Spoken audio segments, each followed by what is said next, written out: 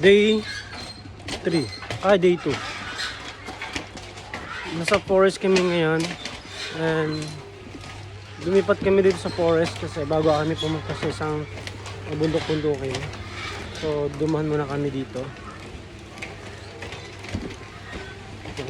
Ganito yung lugar.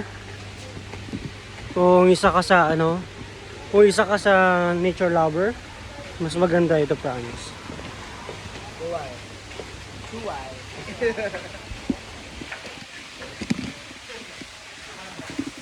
Say, mas. Gawin na.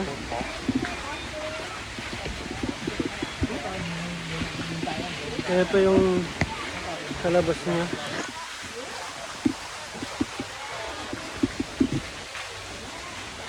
Diba?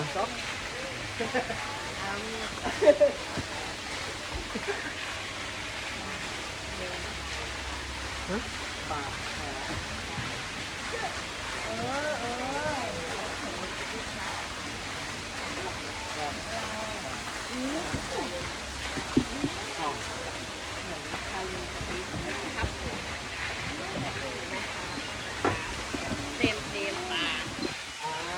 Boy,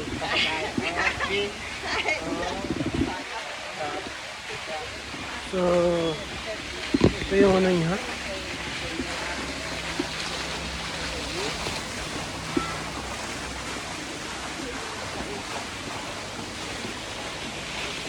Say hi.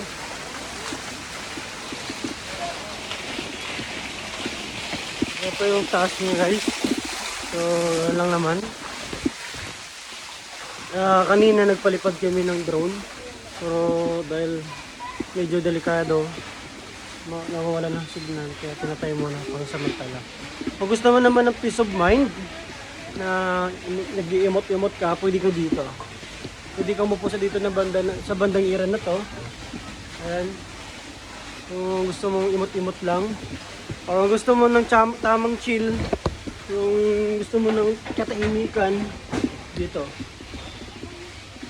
Guys, masasabi ko na out of 10, 11, napakaganda yung place, yung location, yung mga foods, yung mga tao kasi sobrang bait, free entrance.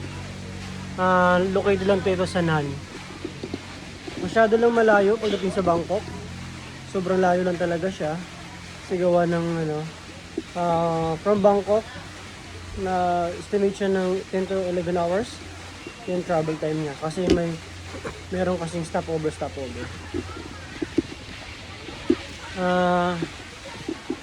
Yan, lipat na naman tayo dito sa kabila.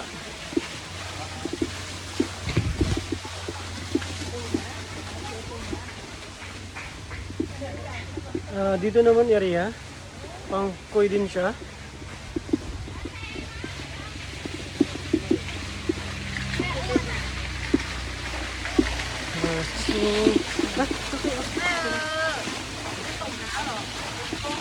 Thank you. Let's go na. Okay. Dito muna kasi lilipat kami sa kabilang pupuntahan talaga namin. Dumaan lang kami to para magkape.